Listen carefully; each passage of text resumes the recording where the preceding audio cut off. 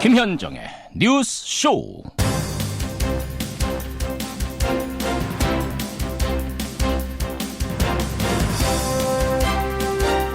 오늘 새벽 4시 18분쯤 북한 동해상에서 리히터 규모 6.3의 지진이 발생했습니다.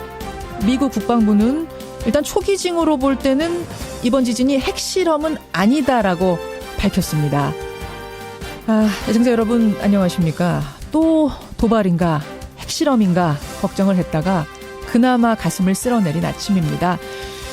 하지만요, 이 지진이 발생하면 이게 핵실험인지부터 확인하고 핵실험만 아니어도 지진만 돼도 다행이다라고 생각하는 이 모습, 이거 분명 정상은 아닐 겁니다. 도대체 상식적이고 예측 가능한 남북관계 언제쯤이나 가능할까요? 안도와 아쉬움 속에서 김현정의 뉴스쇼 출발합니다.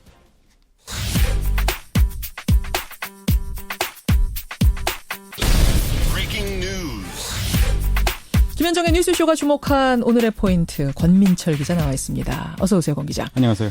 북한의, 그러니까 저 바다에서 지진이 발생한 거죠? 예. 일단은 북한은 핵실험 아닐까 걱정을 했는데 아닌 쪽으로? 아닌 것 같습니다. 예. 리히터 규모가 조금씩 다른데요. 우리 기상청 발표로는 6.3입니다. 작년 9월 경주에서 발생한 지진이 5.8이었으니까 예. 상당히 큰 규모죠. 그렇죠. 발생 지점은 말씀하신 대로 이 함경북도 나진에서 남동쪽으로 194km 떨어진 해저 바다 밑입니다. 예. 아직 쓰나미 같은 피해 상황은 전해지지 않고 있습니다. 미국처럼 우리 당국도 핵실험과는 무관하다 이렇게 선을 긋고 있습니다. 핵실험과는 무관하다. 하지만 새벽 4시 48분에 발생해서 얼마 되지 않아서요. 그렇죠. 더 정밀한 분석은 필요해 보입니다. 속보가 들어오는 대로 저희가 더 전해드리기로 하고요. 다음 포인트 일단 가죠. 신고리 569기 운명 보겠습니다. 오늘 한수원 이사회가 열리죠. 네, 여기서 바로 신고리 569기 공사를 일시 중단할지 여부를 결정을 합니다. 예. 정부가 신고리 569기 건설이 타당한지 공론화 과정을 거치자 이렇게 결정하고 공사 일시 중지를 요청한 데 따른 것입니다. 예. 현지 주민 그리고 한수원 노조는 공사 강행을 요구 중입니다. 여기에 보수 언론들도요. 이 원전업자들 목소리를 앞세우면서 원전 축소를 노골적으로 지금 부추기고 있습니다. 그렇죠. 탈원전을 선언한 유럽 선진국들과는 좀 다른 모습입니다. 한수원 이사회 신고리기 569기 운명 여러분 오늘 꼭 보셔야 되고요. 다음 포인트 뭔가요? 트럼프 탄핵안 발의 보겠습니다. 트럼프 대통령 탄핵안이 결국 발의가 됐어요. 네, 브래드 셔먼 민주당 하원 의원 이 개인 자격으로 발의를 했습니다. 코미 전 FBI 국장 해임이 사법 방해죄라는 그런 주장이죠. 예. 민주당 차원의 발의는 아니라서 무게는 좀 떨어집니다. 하지만 트럼프 장남이 대선을 앞두고 러시아와 이메일로 내통한 사실이 밝혀져서 새로 드러났죠. 예, 앞으로 탄핵 전국이 조성될 가능성도 없지가 않습니다. 예. 근데 미국 도박사들은요. 트럼프의 탄핵 위험을 기존 55%에서 60%로 높여서 잡았다고 합니다. 미국발 뉴스가 또 하나 중요한 게 있는데 미국이 한미 FTA 개정 협상을 신청을 했다. 네. 행동화했다 이 얘기인 거죠? 그렇습니다. 미 그 무역 대표부가요. 그 한미 FTA 개정 협상 절차 개시를 선언을 했습니다. 이건 무슨 말입니까? 그러니까 요 한미 FTA 협상 그 개정 협상은요. 일방이 요구를 하면 자동적으로 열립니다. 그러니까 자동으로. 미국에서 필요하다 하면 우리가 요구하든 한국이 요구하든 미국이 요구하든 한쪽이 요구하면 무조건. 그래서요. 그래서 이제 우리가 응할 수밖에 없고요. 그래서 다음 달 8일에 첫 회담이 워싱턴에서 열린다고 합니다. 그 말이군요. 다음 포인트 하나만 더 보겠습니다. 성추행 외교관 귀국 보겠습니다. 여직원을 성폭행했다는 의혹인데 이디오피아 외교관 네. 국내로 소환이 되는군요. 네, 이미 귀국길에 올랐어요. 오늘 인천공항에 들어온다고 합니다. 외교관 성폭행 사건은 작년 칠레 주재 우리 외교관이 또 10대를 성추행을 해서 우리 국민들 공분을 자아냈던 사건이었죠. 그렇죠. 따라서 강경화 장관도 어제 이 사건을 보고받고 상당히 격노했다고 합니다. 예. 이번 기회에요. 이 외교관들 기강을 더욱 확실하게 확립해 줬으면 합니다. 여기까지 오늘의 포인트. 수고하셨습니다. 고맙습니다. 서울시 교육청은 숭이초등학교의 학교폭력 처리 과정을 감사한 결과 학교가 해당 사안을 축소 은폐했다고 밝혔습니다. 관련 학생 및 학부모들로부터 직접 들은 학교폭력 관련 사실을 묵살하였고 전담기구 조사에서 학생 진술서 내용을 전혀 반영하지 않은 것으로 확인됐습니다. 초등학교 3학년 아이들 4명이 같은 반 학생 1명에게 이불을 뒤집어 씌운 채 야구방망이로 구타를 했다. 근데 이걸 학교가 은폐하고 축소하려 했다. 가해 학생 가운데 재벌 회사의 손자, 탤런트 아들이 포함되어 있기 때문 아니냐. 이 의혹이 바로 숭이초등학교 사건입니다. 지난달 서울시 교육청에 특별 감사까지 받게 됐는데요. 어제 바로 그 감사 결과가 나왔습니다. 교장, 교감, 생활지도부장, 담임교사 중징계 처분에 내려라 이런 결론입니다. 또 검찰에도 수사를 의뢰하겠다고 하네요. 서울시 교육청 이민종 감사관 연결해서 좀 자세한 얘기 들어보죠. 이 감사관님 안녕하세요. 안녕하세요. 일단 이민종입니다. 국민들이 제일 궁금해했던 게 이제 사실관계입니다. 팩트가 뭔가. 가해자하고 피해자 말이 너무 엇갈려서 그런데요. 진짜 재벌 손자가 가해자 맞습니까? 저희가 이제 절차나 법상으로 저희가 뭐 그걸 저희 조사한 내용을 전부 말씀드릴 수는 없는데요. 예. 일단 저희가 판단한 것으로는 그 후에도 이 사건 말고도 그 이후에 밤에 뭐 가해 사건이 있는 것으로 확인이 됐고요. 그래서 그런 것을 미뤄보면 가해자 측은 뭐 계속 부인하고 있습니다만 뭐 굉장히 가능성이 높은 거 아니냐. 그래서 만약에 그렇다면 학교 예. 측에서는 당연히 같이 이 가해자 선상으로 올려서 대책 학교폭력 자치위에서 심의했어야 되는 게 아니냐 이런 생각을 저희는 가지고 있습니다. 감사관님, 그러니까 이 야구방망이 폭행 사건 말고도 예. 이 아이한테 당했다는 다른 피해자가 또 나타난 거예요? 그 밤에? 예, 2명이 더 있는 것으로 확인했습니다. 2명이 더 그 수련회 갔던 그날? 예, 그날입니다. 예. 그럼 피해자가 2명이나 더 나타났다면 이 가해자 측이 우린 안 했어요라고 하더라도 분명히 학폭위 조사 선상에 올라갔어야 되는데 그렇죠. 지금 예. 학폭위 조사에서는 이 아이는 아예 빠져 있었던 거예요. 그렇죠. 예. 예. 바로 그 부분에서 학교 측이 치명적인 오류를 저질렀다라고 감사 결과를 발표하신 거네요. 예, 그렇습니다. 예. 그 어떤 부분이 좀 치명적인 실수 오류인지 좀 설명해 주시죠. 가장 결정적으로는 그 초기에 학생들이 작성한 진술서가 있습니다. 초기 진술서? 예, 초기에요. 예. 그 중에 이제 총 9명의 학생이 2장씩 18장을 썼는데 예. 저희가 확인한 것으로는 그 중에 6장이 빠져 있습니다.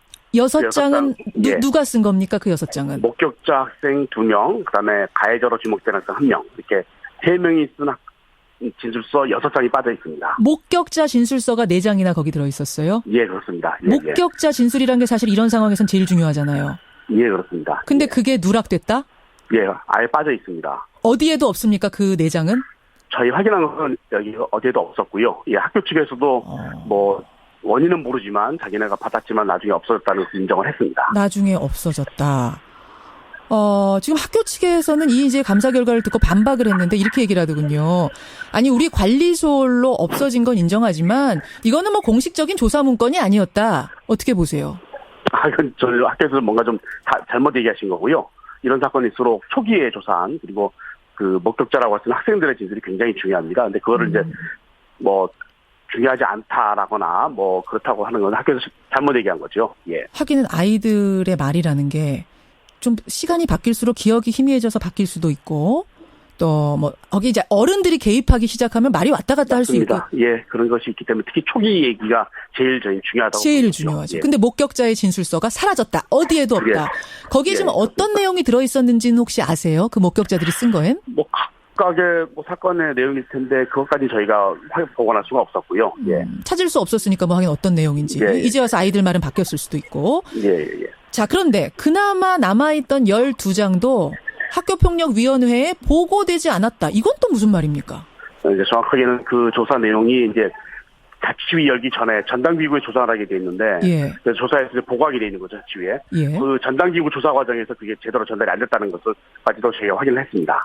아니, 아까 말씀하신 대로라면 아이들 초기 진술이 제일 중요하기 때문에 이게 제일 가치 있게 보고가 돼야 됐을 텐데 이게 왜 보고가 안 됐답니까? 저는 그게 제일 이제 의아스럽고 의심이 가는 상황인 거죠. 예. 학교 측에서 이러저런 변명을 하지만 저희로서는 좀 납득이 되지 않는 거고요. 예. 지금 학교 측의 변명을 보니까 이렇습니다. 그 전담기구는 기존 자료에 영향을 받지 않아야 한다라는 교육지원청 조언에 따라서 기존 자료인 초기 진술서를 올리지 않은 것뿐이다. 어떻게 생각하세요? 그 부분도 저희는 좀 납득이 안 되고요. 아까 말씀드린 것처럼 초기 자료가 제일 중요한 것이고, 그거를 뭐 무시하고 진행하라고 지원청에서 지시하거나 조언했을 가능성도 없다고 저는 보고 있습니다. 사실 상식적인 거죠. 예, 맞습니다. 상식적. 기존 자료를 아마 보지 말라고 했다는 건 뭐 기존의 조사 결과를 참고하지 말라고 했다든지 이런 거지. 초기 진술을 아예 올리지도 말아라 이 얘기였을 것 같지는 않은데 여하튼 그것도 보고되지 않았다. 또 그 내부 규정을 어기고 학폭위에 경찰관이 들어가야 하는 거를 뺐다. 이건 무슨 얘기죠?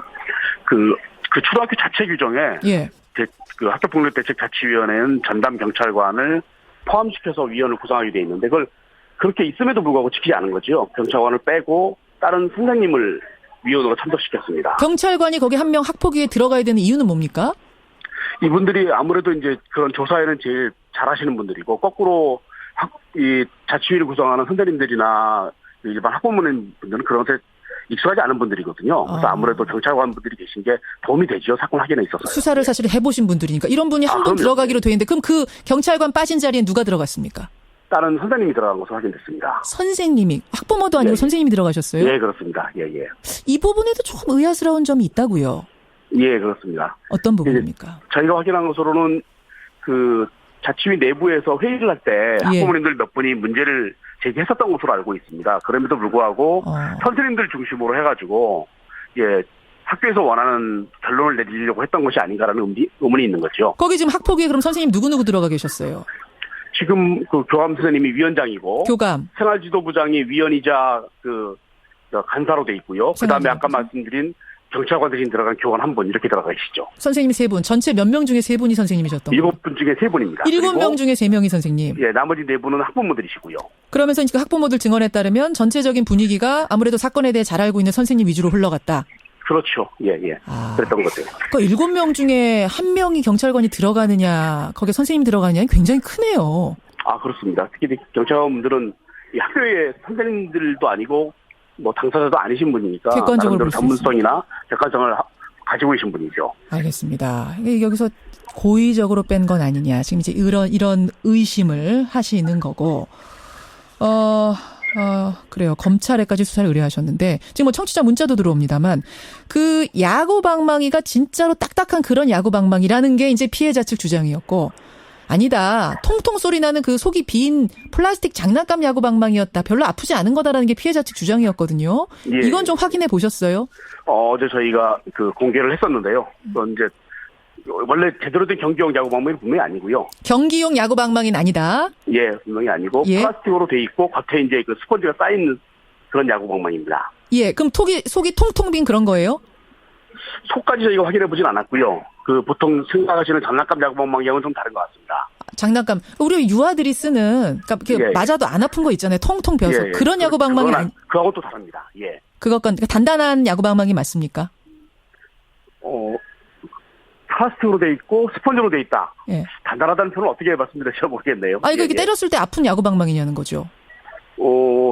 일반 야구 말씀하신 그런 야구 방망이 다르지만 그것도 나름대로 저희가 이제 옆에서 봤을 때는 뭐 아팠을 걸로 보여집니다. 예. 제가 이걸 왜 질문드리냐면 이제 가해자 측에서는 이거는 그냥 장난인데 조금 심한 장난일 뿐이었다. 요거고 피해자 측에서는 이게 어떻게 장난이냐. 이건 엄연한 아이들 사이의 폭력이다라고 얘기하고 있어서요. 쭉 감사를 하신 분의 눈으로 보시기에는 이게 진짜 학폭위에서 무시해도 될 정도의 장난이었던 건지 폭력이었던 건지 결론적으로 어떻습니까? 저희가 뭐 그 부분을 쉽게 말씀드릴 수는 없는데 저희가 보고 확인하고 그다음에 피해자 진술에 비추어서 보면 어쨌든 학폭위에서 심의를 해야 되는 사안인 건 분명합니다. 왜냐하면 이게 이제 중요한 게 피해 학생의 느낌이거든요. 물론이죠. 피해 학생 입장에서 그게 강압적으로 이루어지고 뭔가 자기가 원치 않는 상황이고 자기한테 뭐 위험이나 이런 거를 느낄 상황이었다면 그게 비록 약한 강도라고 하더라도 그건 조사를 해서 처리를 해야 되는 거죠. 물론이죠. 근데 학폭위에서는 이 가해자 명단에도 제대로 올리지 않고 조사도 제대로 안 했다는 점에서 지금 문제 제기를 하신 거고 교원 중징계 요구하신 거고 검찰이 수사해야 될 문제다라고까지 결론 내리신 거예요. 이번 조사를 쭉 하시면서 느끼신 점이 있다면 이 학교 폭력 관련해서 어떤 부분 느끼셨어요? 일단 이 학교가 그 학교 폭력에 대해서 굉장히 준비나 인식이 굉장히 저열하고요. 학교 폭력을 이 법으로 처리하는 부분에 대해서 비교육적인 생각이 굉장히 강해서 예. 저희가 감사할 제일 어려운 부분이었습니다. 그래서 그걸 이제 시간을 두고 어떤 식으로 개선을 해놔야 될 것 같고요. 비교육적이라고 지금 말씀하셨어요? 예. 근데 이제 학교 측에서 이런 얘기합니다. 우리 학교에서 지금까지 학폭위가 한 번도 안 열렸던 이유는 뭐냐면, 이 학교 한 번도 안 열렸다면서요. 예, 맞습니다. 안 열렸던 처음입니다. 이유는 뭐냐면, 이렇게 자꾸 학교 아이들 폭력을 가지고 학폭위 열고 뭐 수면 위로 올리는 게 비교육적이라고 생각했기 때문에 안 연 거다. 이거거든요. 예. 그 부분은 뭐 그렇게 생각하시는 분들이 계실지 모르겠지만 이 법 취지도 그렇고 교육적으로 이것을 처리하기 위해서 법을 만든 거거든요. 그렇죠.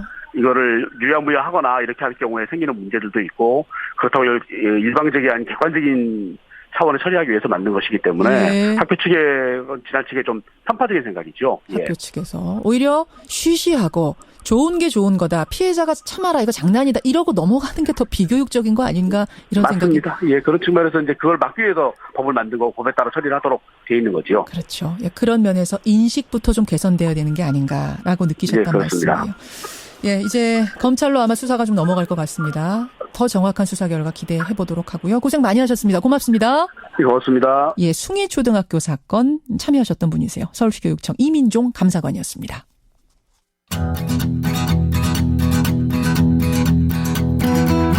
김현정의 뉴스쇼는 청취자 여러분의 참여로 이루어집니다. 트위터, 페이스북, 레인보우 게시판, 그리고 단문 50원, 장문 100원의 유료 문자 샵 1212, 우물정 1212 통해 참여하실 수 있습니다. 김현정의 뉴스쇼, 여러분과 함께 만듭니다. 김성환의 행가 시사평론가 김성환 씨 나오셨습니다. 어서 오십시오. 네, 안녕하세요. 도대체 안 아픈 야구방망이란 게 어디 있습니까? 1254님. 어쨌든 때리면 네. 아이들은 다 아픈 거다. 물론 그렇죠. 결국 지금 재벌이 누구냐 좀 알려달라는 문자도 많이 들어오는데요. 이게 금호 그룹의 손자라고 하죠. 예. 개연성이 있기 때문에 반드시 조사를 했었어야 되는데 빠졌다. 고의성이 보인다라는 감사 결과가 나온 겁니다. 오늘 참 뉴스가 많은 아침인데 행간에서는 정치 얘기 가져오셨네요. 네, 그렇습니다. 어제 국민의당 안철수 전 대표가 결국 사과를 했습니다. 증거조작 사건에 대한 정치적 도의적 책임은 전적으로 후보였던 제게 있다. 모든 짐은 제가 짊어지고 가겠다 이렇게 밝혔는데요. 그렇죠. 이 국민의당 제보 조작 사건 16일 만에 사과한 안철수 전 대표. 이 뉴스의 행간을 좀 살펴볼까 합니다. 반성과 성찰의 시간을 모든 걸 내려놓고 갖겠다라고 했어요. 네. 그런데 정계 은퇴는 아니다. 이제 이런 메시지가 나왔다고 볼 수 있는데요. 이 회견문을 낭독하면서 5차례에 걸쳐 사과를 한다 이렇게 표현을 했는데 질의응답 시간에 정계 은퇴를 고려하고 있느냐 이런 질문에는 즉답을 피했습니다. 그렇죠. 당을 위해 할 수 있는 일이 무엇인지 정말 깊이 고민하겠다고만 말을 했는데요. 이 부분 안 전 대표의 발언을 직접 한번 들어보시죠. 예. 제가 당을 위해서 할 수 있는 일이 무엇인지 정말 깊이 고민하겠습니다. 제가 어떻게 하면 책임을 질 수 있을 것인지 반성과 성찰의 시간을 가지겠습니다. 예, 이런 내용이었습니다. 제보 조작 사건 16일 만에 사과한 안철수 전 대표. 이 뉴스의 행간 이면에는 뭐가 숨어 있습니까? 첫 번째 행간은 사과하라고 하기엔 너무 늦었잖아요,입니다. 너무 늦었잖아요. 네, 국민의당 제보 조작 사건, 이 민주당 추미애 대표가 대선 공작 게이트라고 규정할 정도로 정말 심각하고 중대한 사건입니다. 예. 이 부분에 대해서는 뭐 이의 제기할 분이 아무도 안 계실 것 물론이죠. 같은데요. 이 국민의당 내부에서조차 그동안 안철수 전 후보가 빨리 입장을 내야 한다 이렇게 얘기를 할 정도였습니다. 예. 그런데 안 전 대표는 사건 발생 16일 동안 침묵으로 일관했습니다. 예. 외부 영입 1호로 자신이 직접 데려온 이준서 전 최고위원이 구속된 뒤에야 마치 떠밀리듯이 사과를 했다는 겁니다. 그러니까 이제 국민의당 내부에서도 이거 타이밍 놓친 거 아니냐란 말이 나올 그렇죠. 수밖에 없는 거예요. 이런 자탄의 목소리가 나올 수밖에 없고요. 민주당은 만시지탄이다. 네. 정의당은 시기와 방법이 틀렸다 이렇게 지적을 했습니다. 그렇죠. 그러니까 사과의 타이밍을 놓치면 어떻게 되는지 가장 비참한 사례가 있는데요. 누구 사례입니까? 바로 박근혜 전 대통령입니다. 박근혜 전 대통령. 그러니까 3번의 사과할 기회를 놓쳐서 결국 탄핵이 되지 않았습니까? 1차 대국민 사과가 이제 10월 25일 날 나왔는데. 그렇죠. 태블릿 PC가 공개되고 난 직후에 이제 1차 대국민 담화를 했는데 이때 제대로 사과만 했어도 민심이 그렇게까지 폭발하지는 않았을 겁니다. 그렇죠. 또 탄핵소추안이 국회를 통과하는 일도 없었을 텐데요. 왜냐하면 당시 새누리당 의원이 129명이었습니다. 네, 맞습니다. 탄핵 정족수 3분의 2를 넘길 수가 없는 상황이었는데 결국 박 대통령의 그런 태도가 결국 국민의 민심에 불을 질렀고 그거에 떠밀려서 새누리당 의원들이 탄핵에 동의를 할 수밖에 없는 상황이 됐던 거죠. 사과는 타이밍인데 너무 늦은 건 아니냐. 첫 번째 행간. 두 번째는 뭡니까? 두 번째 행간은 당사자는 누구일까요? 입니다. 그게 무슨 말씀이세요? 어제 인터넷 SNS에서 화제가 된 안철수 전 대표의 말이 바로 당사자였습니다. 아, 당사자라는 단어를 사용했어요. 네. 안 전 대표가 기자회견에서 당사자에게도 사과드립니다. 이렇게 말을 했는데 그렇죠. 그 당사자가 과연 누구냐? 왜 당사자라고 간략하게 말했느냐? 이게 설왕설래가 오갔는데요. 그렇더라고요. 이 부분에 대한 안 전 대표의 발언도 한번 직접 들어보시죠. 예. 저를 지지해 주신 국민 여러분께 고개 숙여 사과드립니다. 이번 사건으로 심적 고통을 느꼈을 당사자에게도 사과드립니다. 이 단어 당사자. 이 당사자 누굽니까? 누굴까요? 이 심적 고통을 느꼈던 사람들이라면 뭐 문준용 씨라든지 혹은 뭐 그 아버지 문재인 대통령이라든지 그렇죠. 이렇게 되겠네요. 당연한 얘기죠. 제보 주작으로 피해를 입은 문재인 대통령 그리고 심적 고통을 느꼈을 문준용 씨겠죠. 그렇죠. 그런데 아니 안철수 전 대표가 무슨 홍길동도 아니고 말이죠. 아버지를 아버지라 부르지 못한 거. 왜 피해자를 직접 적시하지 못했을까? 차라리 그냥 속 시원하게 문재인 대통령한테 직간접적인 피해를 드려서 미안하다, 죄송하다 이렇게 얘기할 수 있었잖아요. 그러니까 어차피 사과를 하는 거라면 김성환 씨 사과합니다 하는 것하고 저 그쪽한테 사과합니다라는 건 엄연히 다른데. 그렇죠. 어차피 하는 거였다면 좀 더 분명하고 확실하게 할 수 있었어야 한다는 건데요. 그래서 이 당사자라는 단어가 이렇게 좀 여러 가지 갑론을박이 나오는 거군요. 자고로 사과의 기본 3요소가 있어요. 어떤 겁니까? 첫째, 자신의 잘못을 구체적으로 인정해야 한다. 예. 둘째, 피해자가 받아들일 수 있도록 충분히 사과해야 한다. 그렇죠. 셋째, 구체적으로 어떻게 책임질 건지 그 조치가 담겨 있어야 한다. 삼박자입니다. 그런데요. 안철수 전 대표의 대국민 사과, 글자를 센 누리꾼이 있는데요. 띄어쓰기를 포함해서 모두 1188글자였는데 이걸 뭐 누가 글자 수를 셌어요? 이번 사건으로 심적 고통을 느꼈을 당사자에게도 사과드립니다라고 한 부분 글자 수를 세보니까 고작 33자였다고 합니다. 아하, 그래요. 세 번째 행간은 뭡니까? 마지막 세 번째 행간은 그 많던 안철수 측근들은 모두 어디로 갔을까입니다. 어디로 갔다니요? 어제 기자회견 장면 못 보셨어요? 보셨죠? 봤죠. 그 주변에 국회의원 한 명이 있었습니까? 안철수 의원 측근이라고 불렸던 그 많은 국회의원들 다 어디로 갔을까요? 혈혈 단신 혼자긴 했어요. 당내에서조차 안 전 대표 측근이라던 사람들은 회견에 코빼기도 안 보인다.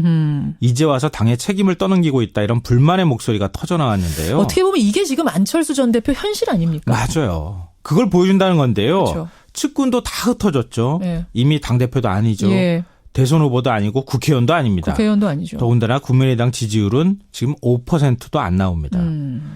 이제 안 전 대표는 더 이상 내려놓을 게 없는 상황이 돼버렸어요. 예. 어제 국민의당이 정치검찰 1호 사건이라면서 검찰을 막 공격했잖아요. 예. 그런데 안 전 대표가 이제 뭐 할 수 있는 일도 없는 상황에서 국민의당이 할 수 있는 일은 민심을 더 정확하게 읽고 더 몸을 낮추는 겁니다. 민심이 무섭다는 걸 알아야 되는데 아직까지 국민의당 태도 보면 그걸 잘 모르는 것 같아요. 여기까지 오늘의 행간 김성환 씨 수고하셨습니다. 네, 고맙습니다. 어제 안철수 전 대표의 사과를 듣고 여러분의 느낌 뭐 다양하게 들어옵니다. 권웅님, 윤현정님 등등은 진정성이 좀 부족해 보였다 하시고 진석준님도 유체이탈 화법 같았다. 누구한테 책임을 어떻게 지겠다는 건지 실체가 좀 모호하다는 8672님 지적도 있었는데요. 여러분의 의견 받겠습니다. 2부로 가죠.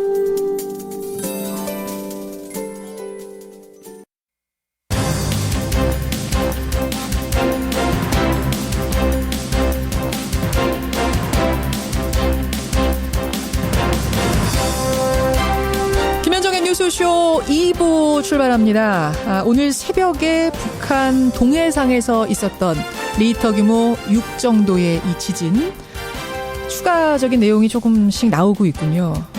저희가 연세대학교 지질학과 홍태경 교수하고 좀 통화를 해봤는데요. 핵실험일 가능성은 없다. 지하 500km 지점에서 핵실험을 할 리는 없기 때문에 왜냐면 이제 진앙지가 그렇게 되는 거죠. 지하 500km. 근데 거기서 핵실험을 할 리는 없기 때문에 일단 핵실험일 가능성은 없다고 이 전문가는 보고 계신답니다. 태평양판이 백두산 아래까지 이어져서 유라시아판과 맞닿으면서 발생한 지진이 아닌가 이분은 판단을 하신다고 하고 과거에도 함경북도 지역에 진도 7까지 난 적이 있었는데 이제 큰 피해는 없었기 때문에 이번에도 바다에서 난 지진은 그렇게까지 우려할 필요는 없다. 쓰나미도 우려할 필요가 없다고 홍태경 교수는 얘기합니다.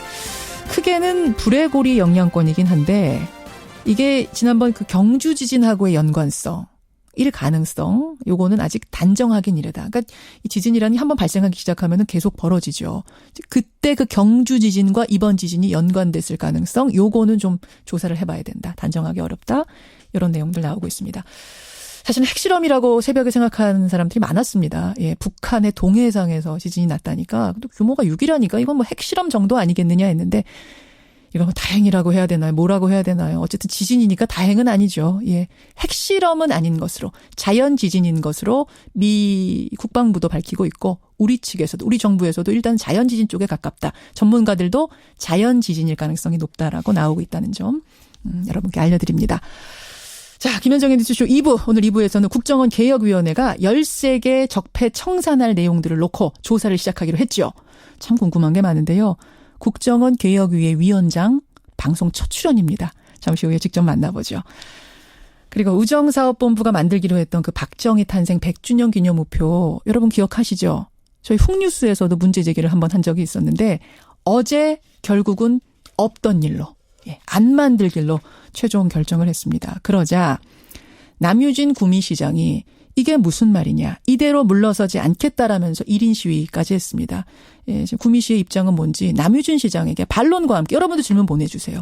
만나보도록 하죠. 50원의 단문 100원의 장문 유료 문자입니다. 샵 1212 카톡 레인보우까지 열어놓고 출발합니다. 예, 문재인 대통령 후보 시절부터 국정원 개혁을 중요하게 얘기했습니다. 민간인 사찰, 정치 선거 개입, 간첩 조작, 종북몰이 이런 것들은 범죄다. 여기에 국정원이 개입했으면 책임을 묻겠다 얘기를 했었습니다. 실제로 국정원장이 새로 취임한 뒤에요. 국정원 개혁이 TF가 만들어졌고 최동욱 총장 혼외자 뒷조사 문제, 박원순 제안 문건, 또 NLL 대화로 공개 사건, 서울시 공무원 간첩 조작 사건, 노무현 전 대통령 논두렁 시계 사건 정말 들으면 누구나 아 하고 떠올릴 만큼 큰 사건들 13개를 조사하는 것으로 확정했습니다. 자, 자세한 얘기 좀 들어보죠. 국정원 개혁위의 정혜구 위원장. 아마 방송 첫 출연이 될 것 같습니다. 정혜구 위원장 직접 연결을 해보죠. 위원장님, 안녕하세요. 예, 안녕하십니까. 참 국정원 개혁이란 게 방대한 작업인데, 우선은 쌓여있는 적폐들부터 청산하자. 여기부터 시작을 하는 겁니까? 예, 맞습니다. 그렇지만 이제 그 과제가 2개가 있습니다. 예. 하나는 이제 적폐 청산 작업이 있고요. 또 하나는 이제 조직 쇄신 작업이 있습니다. 조직 쇄신. 예, 2가지 작업을 이제 같이 병행하고 있습니다. 국정원의 역사가 오래된 만큼 적폐도 한두 가지가 아닐 텐데 13개는 어떤 기준으로 고르신 겁니까? 원래 이제 그 문재인 대통령이 이제 그 기준을 이제 제시한 게 있습니다. 민간인 이제 불법 사찰 문제. 예. 그다음에 이제 그 종북몰이. 예. 뭐 이런 이제 기준을 이제 제시한 게 있는데 그런 기준이 하나 되고 있고요. 그다음에 이제 국정원 법에 국정원이 해야 될 일이 이제 정해져 있습니다. 예. 그런데 이제 국정원 법에 이제 정해진 법을 넘어서는 것들. 예, 그런 행위들이 이제 주된 행위들인데 주로 이제 정치개입 문제입니다. 그 중에서도 13개 중에서도 제일 급하고 중대하게 보신 사건이 있다면 어떤 걸까요? 다 중요합니다만. 댓글 사건이 가장 중요한 게 아닌가. SNS 댓글 사건. 네네네. 자, 그러면은 13개를 저희가 다 살펴볼 수는 없겠습니다만 그중에 몇 가지만 짚고 가죠. 지금 말씀하신 SNS 장악 대책 문건 요 얘기부터 좀 가겠습니다. 예.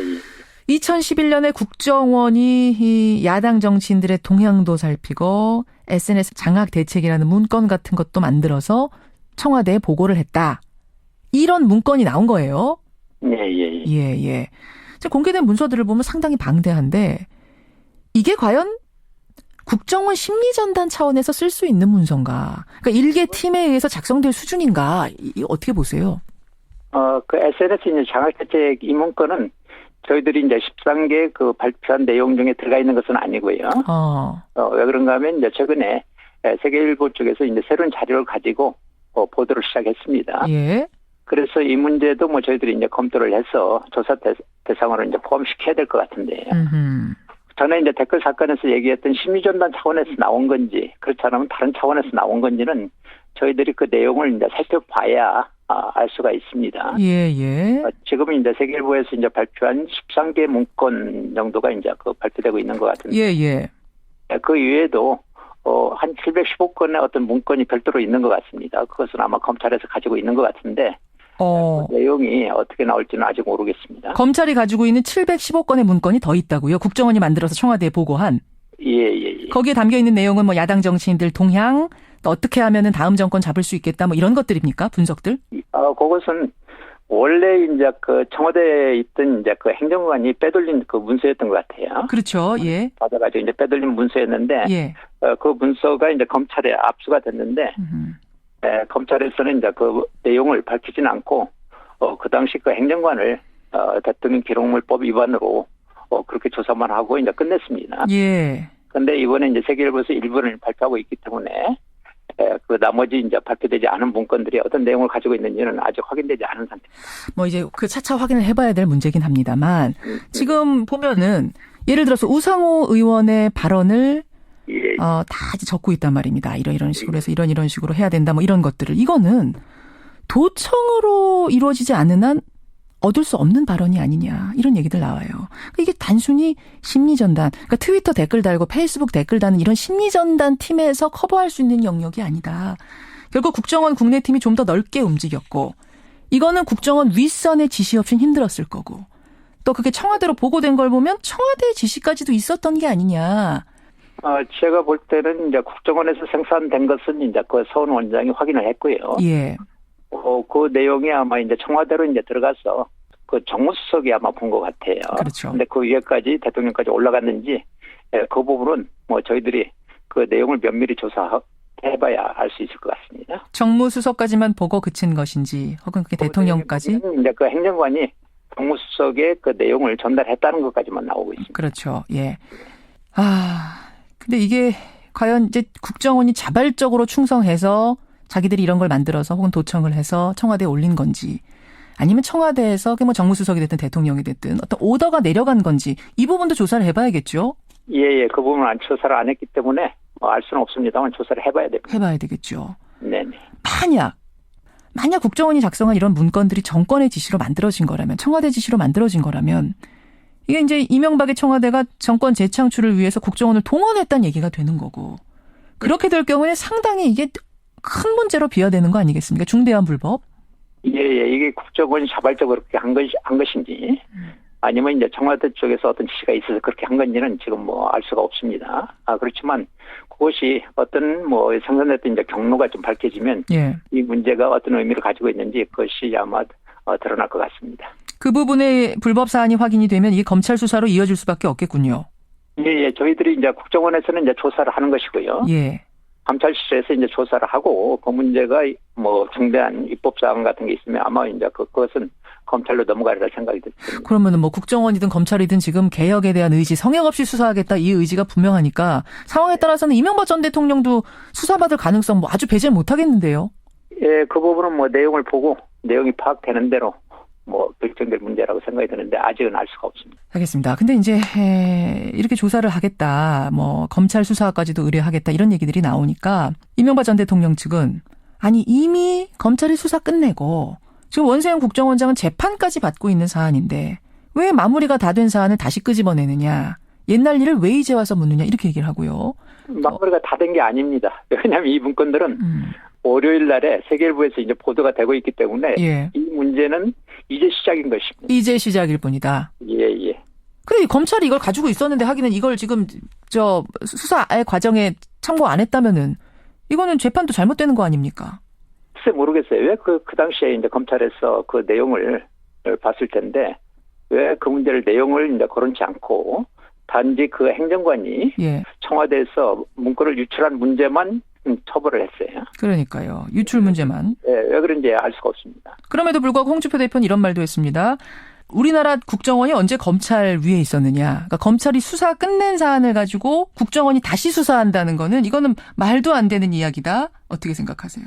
글쎄 검찰이 수사를 끝났다고 할 수 있는지는 잘 모르겠어요. 왜 그런가 하면 그 당시에 그 715건의 이제 문건이 이제 검찰로 넘어갔지 않습니까? 예. 그러면 그 내용을 좀 보고 그 내용에 여러 가지 이제 불법 사항이라든지 그런 것이 있을 텐데 그런 문제는 거론치 않고 단지 문건이 이제 청와대에서 빠져나온 것, 기록물 유출한 것만 검찰에서는 조사를 해가지고 처벌을 했기 때문에 그 내용과 관계된 문제, 그 문제는 이제 드러나고 있는 겁니다. 검찰을 사후 통제하고 감독하는 게 국정원이라는 걸 나는 이 정부 들어와서 처음 알았다. 어제 홍준표 대표의 말입니다. 글쎄요, 서로 뭐 사후 통제하고 그런 문제가 아니죠. 검찰은 검찰 일을 하는 것이고, 국정원은 국정원 일을 하는 것이고 그런 관계인데 그 말이 어떤 의미인지 잘 모르겠습니다.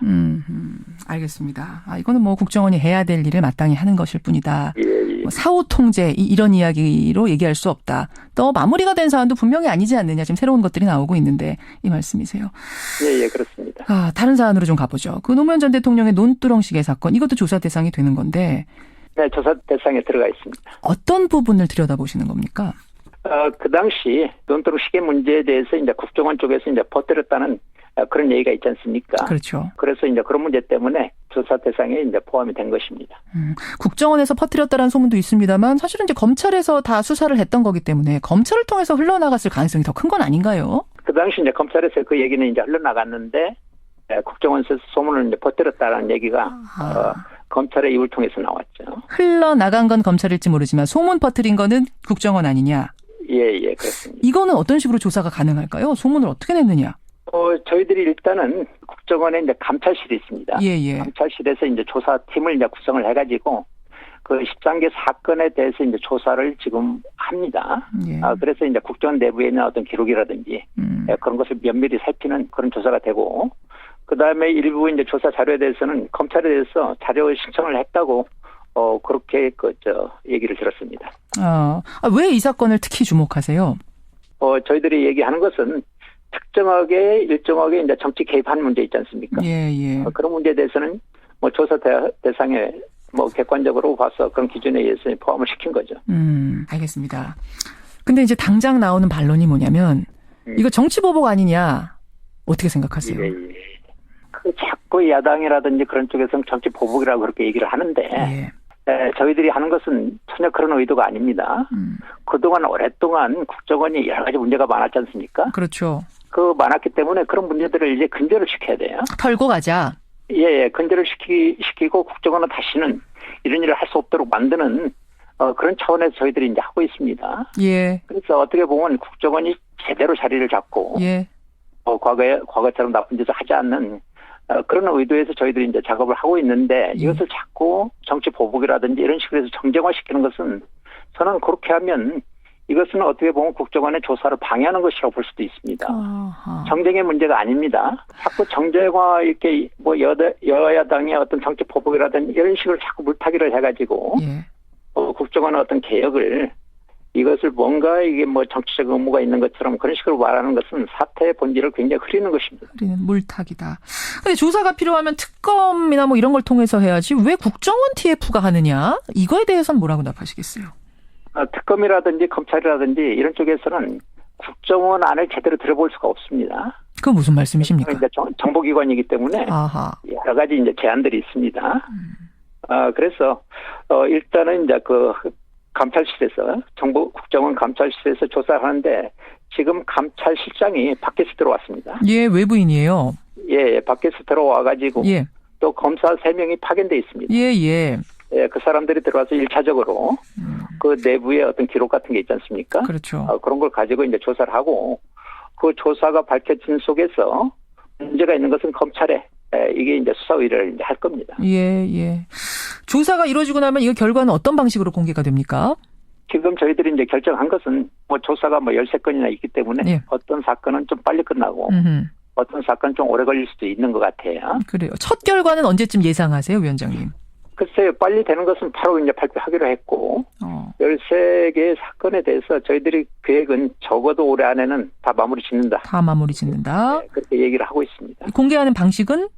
우선 이제 조사 끝난 사건대로 사건별로 발표할 겁니다. 예, 사안별로. 빠르면은 8월 달에도 하나 나올 수 있는 건가요? 글쎄요, 조사가 빨리 끝나면 뭐 8, 9월 달에도 나올 수 있는데 그것은 뭐 지켜봐야 좀 알 수 있을 것 같습니다. 활동 시한이 있습니까? 개혁위원회? 활동 시한이 뭐 결정적으로 있는 것은 아닌데 저희들은 최대한 이제 빨리 진행을 한다. 그렇게 이제 결정을 했기 때문에 대체적인 어떤 예상 기간을 6개월 정도 잡고 있습니다. 어느 정도요? 6개월 정도. 6개월 정도. 그래서 올해 안에 끝내기. 그러면 올해 안에 끝나는 걸로 대체적으로 이제 그렇게 잡고 있습니다. 아, 여기저기서 지금 공격이 들어오기 때문에 사실은 이제 위원장으로서 어깨도 무거우실 것 같고 그렇습니다.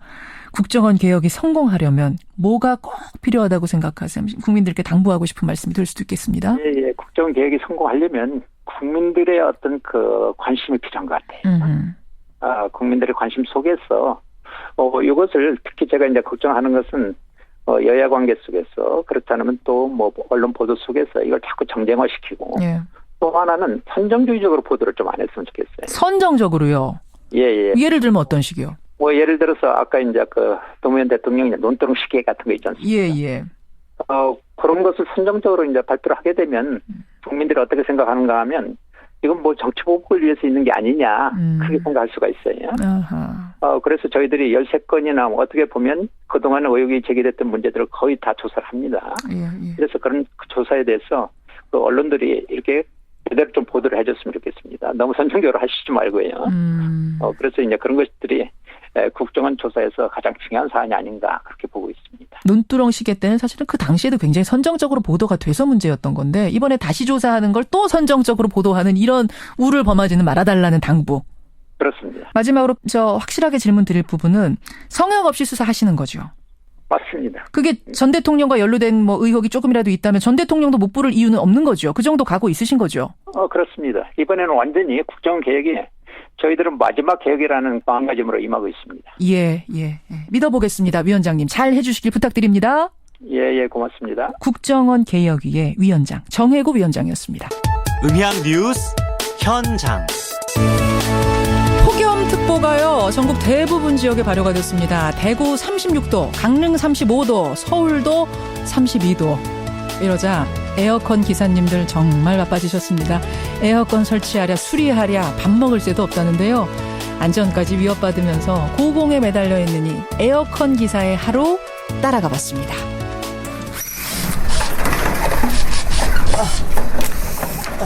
나사가 잘 안 풀리네요.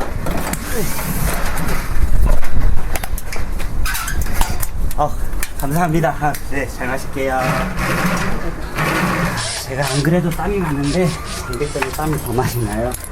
지금도 땀 많이 흘리시는 것 같은데요? 지금 엄청 많이 흘리고 있고 수리하다 보면 이 땀들이 나중에 눈에 들어가서 따갑고 일하기도 힘들고 짜증나기도 하지만 그래도 이제 제 일이고 제 업무이기 때문에 네, 요즘 많이 바쁩니다. 방문해야 될 집이 너무 많아요. 벌써 다음 주에 접수하신 고객님들에 대한 이제 콜이 벌써 찍히고 있는 상태입니다. 아니 거의 네.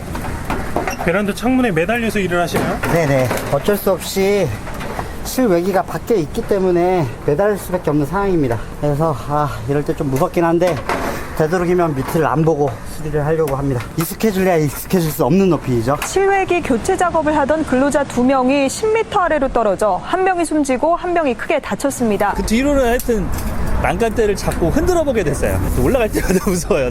딜레이가 되는 집이 있으면 또 그 다음 집을 방문해야 되는 시간이 또 딜레이가 되고 뭐 안전장비라든가 그런 거 할 시간을 줄여서 하게 되는 거고. 예, 그러시면 엄청 감사하죠. 예. 희망온도 18도를 설정하였습니다. 수고하셨습니다. 네, 전화 되세요. 네, 가고 있습니다. 지금 꼭 필요하잖아요. 에어컨이 사실은 너무 덥다 보니까 좀 안전하게 작업하셨으면 좋겠고 건강 신경 써가시면서 하시면 좋겠습니다. 저희를 바라보는 고객님들은 물론이고 일하는 작업자들도 걱정과 불안 없이 좀 더 안전하게 일할 수 있었으면 더 좋겠습니다. 고객님들 편에 서서 열심히 수리하려고 노력하고 있으니까 고객님들도 많이 좀 알아주셨으면 감사하겠습니다. 네, 그럼 다음 주 빨리 이동하도록 하겠습니다. 네. 우리 정결이 리포터도요. 이 기사님들 따라다니느라 땀 뻘뻘 흘리면서 엄청 고생을 했다는데 에어컨 설치기사 추락사고 일어난 게 작년 이맘때였습니다. 그 사건 이후에 2인 1조 작업수칙 만들고 뭐 여러 가지로 참 뭐 요란 아닌 요란 떨었습니다만 근무 환경은 그리 달라지지 않았다고 합니다. 그런데요. 아무리 급해도 에어컨 기사들의 안전보다 더 급한 게 있겠습니까? 난간에 매달린 극한 직업 에어컨 기사들. 음향뉴스 현장이었습니다.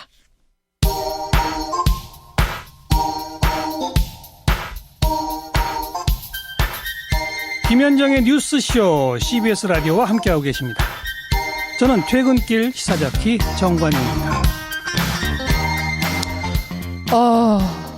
박정희 전 대통령 탄생 100주년 기념우표. 그러니까 그냥 박정희 전 대통령 기념우표는 아니고요. 탄생 100주년 기념우표 발행이 무산된 습니다. 예, 어제. 구미시에서 이제 가만히 안 있겠다. 이대로 물러서지 않겠다는 입장을 내놔서요. 이제 어떤 건지 인터뷰를 좀 들었는데 문자가 이게 국정농단 사태 때 이렇게 많이 오고 오늘이 그 후로 기록인 것 같습니다. 정말 많이 왔어요. 5718님은 독재자라는 의견이 다수인 전 대통령의 기념우표를 누가 만들라고 했습니까? 이게 정말 국민이 원한 겁니까? 하셨고 3766님. 박정희 전 대통령뿐만 아니라 사실은 딸인 박근혜 전 대통령까지 생각한다면 기념우표라니 이거는 자다가 봉창 두드리는 소리다 하셨어요. 반면에 6104님은 적극 찬성입니다. 박정희 전 대통령은 영웅적인 인물입니다. 이렇게 말씀하신 분이 계시고요. 반면에 7906님 구미시민입니다. 구미시 입장이 아니라 이거는 남유진 시장 개인 입장이라는 걸 좀 분명히 해주세요. 구미시민들 다수는 반대하고 싫어합니다. 7906님 표현에 의하면 다들이라고 하셨군요. 다들 싫어합니다. 신성철님, 저는 구미에서 20년 넘게 살고 있는 사람입니다. 박정희님께 충성 말고 구미 시민에게 충성해달라고 좀 시장님한테 전해달라고 문자를 많이 주셨네요. 고맙습니다. 예, 대부분 비판 문자가 많이 들어오고 있다는 거. 예. 권영철 선임 기자, 어서 오십시오. 안녕하십니까. 권영철 선임 기자는 고향이 어디시죠? 합천입니다. 합천. 합천이면은 요 구미하고는 꽤 멀습니다. 꽤 먼가요. 예. 예. 의견을 여쭤도 돼요? 기념우표, 탄생 기념우표? 저간 역사는 있는 그대로를 배우면 됩니다. 무슨 우상화하거나 그렇죠. 신성시하거나 할 게 아니라 있는 공은 공대로 관은 과대로 알게끔 해주는 게 그게 올바른 겁니다. 그러니까 다양한 의견 존재할 수 있다는 시장님의 아까 의견은 존중합니다. 다만 기념우표 발행은 이 논쟁, 사회적인 갈등이 있는 소재는 쓰지 말라고 분명히 써 있기 때문에 이제 그렇기 때문에 지금 이게 안 된다는 건데. 그렇습니다. 예. 합천은 전두환 전 대통령 고향이잖아요. 여기서는 무슨 이런 기념 사업 같은 거 얘기 없어요. 일회공원 때문에 논란이 꽤 많았죠. 일회공원 있었군요. 예. 그래요. 와이뉴스 뭐 가지고 오셨습니까? 박근혜 전 대통령의 재판 불출석과 관련된 얘기입니다. 예. 박 전 대통령이 지난 11일 발가락 통증을 이유로 재판에 불출석한 데 이어서 오늘과 내일로 예정된 공판에도 출석하지 못하겠다는 입장을 제출했습니다. 이틀 출석 못한 건 알았는데 13, 14일에도 또 못 나오겠다? 예. 발가락 통증이 심하기 때문이라고 주장하지만은 검찰과 교정당국 등에서는 의도적인 재판 지연 전술이라는 얘기가 나오고 있습니다. 그래요. 그래서 박 전 대통령 발가락 통증 불출석 왜 믿음을 주지 못하나 이렇게. 일단 그럼 박근혜 전 대통령의 발가락 상태가 제일 중요한 건데 네. 크게 다친 거 맞습니까? 법무부와 교정당국, 검찰 등에 확인해 보니까 외부에 상처가 있거나 뼈가 골절돼서 수술을 받아야 하는 상황은 아니라고 합니다. 그럼요. 박 전 대통령은 내성 발톱이라고 발톱이 자라면은 피부 안으로 파고 들어가는 그런 증상이 있었는데 내성 발톱이라는 게 있어요. 예. 그 때문에 평소에도 약간의 통증이 있었다고 합니다.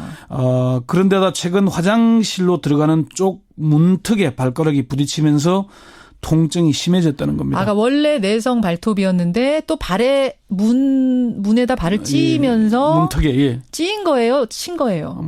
넘어가다 좀 발가락에 치였겠죠. 예. 통증이 심해졌다. 정확히 발가락 몇 번째? 왼쪽 네 번째 발가락. 왼쪽 네 번째. 예.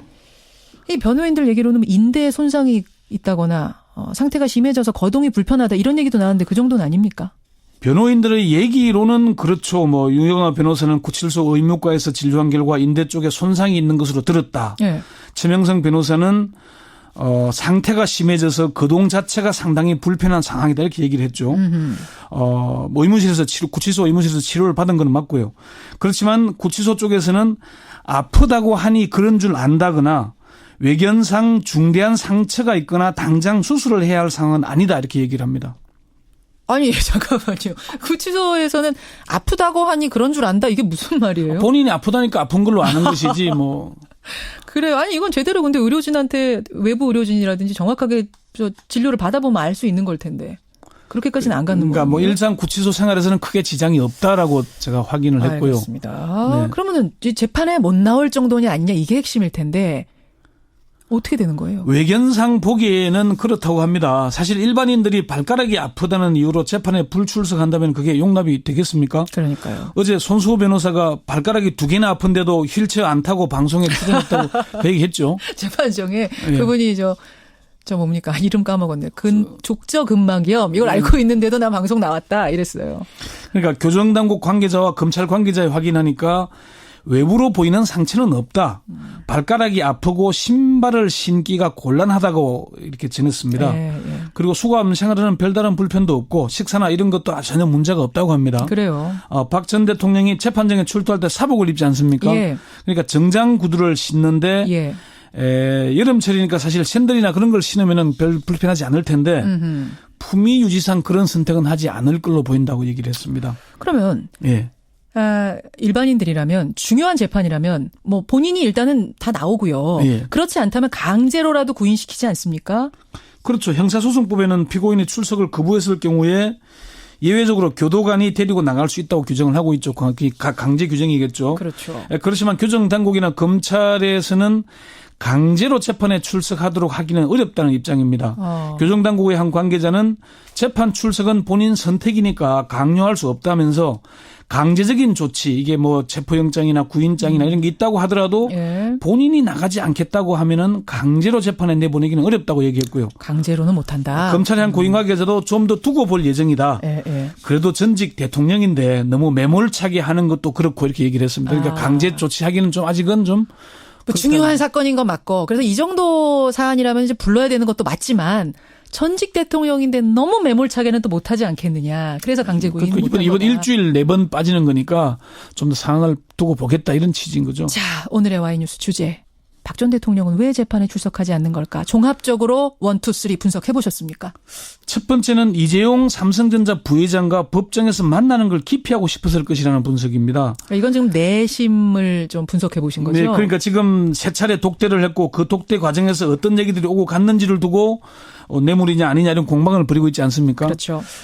전직 대통령과 국내 최대 재벌 총수가 법정에서 만나는 장면 그 자체가 세계적인 이목을 끌지 않겠습니까? 세계적인 뉴스입니다. 예, 그래서 이걸 좀 회피하려는 의도가 강하지 않느냐 이게 법조계의 대체적인 분석이고요. 두 번째는요? 답이 없기 때문이라는 분석입니다. 재판이 거듭되면서 박 전 대통령은 피할 곳이 없어 보인다는 거죠. 재판에 출석하지 않는 것으로 시간을 벌자는 의도가 아닌가 그런 분석인 겁니다. 시간을 계속 끌다 보면은 결국은 즉 불구속 상태가 되는 거고 풀어줘야 되니까. 그 얘기는 다음에 할 건데 검찰의 한 검사장급 간부는 무조건 시간만 벌자는 취지로 재판 출석을 기피하는 것으로 보인다. 지금은 수가 없어 보이니까 수를 찾을 때까지 기다리거나 아니면 국내 정치 상황이 어떻게 될지 모르니까 일단 기다려보자는 의도가 아닌가 이렇게 보인다는. 어쨌든 시간을 좀 벌어보자. 그리고 실제로 재벌 총수들도 답이 없을 때는 시간을 끈다고 합니다. 맞아요. 무조건 그렇죠. 일단 그렇게 한다는 거고요. 세 번째는요. 이재용 삼성전자 부회장에 대한 재판 결과를 지켜보겠다는 의도가 아닌가 하는 분석입니다. 이건 무슨 말씀이세요? 이재용 부회장은 8월 27일이 1심 구속 만기일입니다. 아하. 그때까지 재판 결과가 안 나오면은 불구속 상태의 재판을 할 수밖에 없는 상황입니다. 되죠, 예.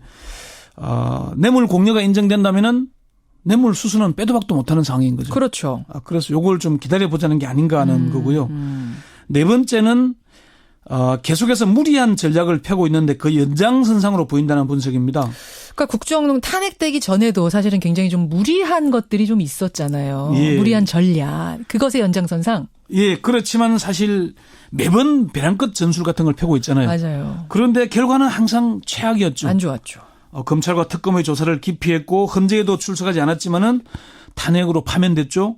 그리고 특검의 조사는 피했지만 검찰에 구속됐고요. 그렇죠. 이번에도 재판에 불출석하는 건 별로 도움이 되지 않는다는 전술로 보인다는 게 검찰이나 특검, 법조계의 지적인데 오히려 국민 여론만 나빠지고 있지 않습니까? 그러니까요. 그래서 최악의 전술을 택하는 그 연장선상이 아닌가. 아니 혹시 진짜 6개월 안에 1심 판결 나오지 않으면 그러니까 재판이 1심 끝나지 않으면 불구속 상태가 되고 그렇게 해서 풀려난 상태에서 재판받는 거 맞죠? 원칙은 그런데요. 예. 박근혜 전 대통령은 그렇게 되기는 어렵다는 전망입니다. 검찰 고위 관계자는 박 전 대통령은 구속영장이 발부된 혐의 외에 기소된 범죄 사실이 있어서 추가로 영장 청구가 가능하다. 6개월 연장이 가능하니까 뭐 반드시 6개월 만에 내보내야 되는 건 아니다라고 얘기했습니다. 최순실 씨가 지금 그렇게 되고 있잖아요. 그러네요. 연장. 예. 검찰의 다른 관계자도 박 전 대통령이 정상적으로 재판을 잘 받을 경우에는 검찰이 추가로 영장을 청구하거나 법원이 추가로 영장을 발부하기는 참 부담스럽겠지만은 이렇게 재판을 기피한다면은 뭐 그렇게 될 수밖에 없지 않겠냐라고 얘기를 합니다. 그래요. 네. 30초에 이거 다 파실 수 있을지 모르겠는데 지금 무슨 치매설이니 건강이상설이니 설이 계속 나오는 건 이건 확인됩니까? 아까 말씀드렸잖아요. 구치소 생활에 일상생활에 아무 지장이 없다. 예. 이건 누군가가 좀 확산시키는 게 아닌가. 건강 이상설을 계속 축적시켜서 흘리는 거 아닌가? 건강 이상설을 계속 축적시켜서 보석을 청구하고 그냥 불구속 상태에서 받겠다. 재벌 총수들이 통상 그런 수법을 써왔잖아요. 예. 그런 연장이 아닌가 하는 의구심이 계속 제기되고 있습니다. 지금 구치소 생활은 무리 없이 하고 있다. 이게 이제 구치소에서 확인하신 거죠. 그리고 60대 이상 나이가 되면은 그리고 정상인도 오전 10시부터 저녁 6시, 7시까지 재판받으면 좋을 수 있지 않겠습니까? 그렇죠. 그러니까 건강 이상설이라기보다는 정상적인 과정이다. 여기까지. 오늘의 와이뉴스 권영철 기자 수고하셨습니다. 네. 오늘은 고위 공무원의 성추행 사건이 나란히 눈에 띄네요. 에티오피아 외교관 한 명은 직원을 성추행했다는 의혹을 받고 지금 조사받으러 비행기 타고 날아오고 있고요. 현직 판사 한 명은 여자 검사를 성추행했다는 의혹을 받고 조사받고 있습니다. 참 부끄러운 대한민국의 현실. 김현정의 뉴스쇼 오늘은 여기까지입니다. 내일 아침 7시 반에 뵙죠. 고맙습니다.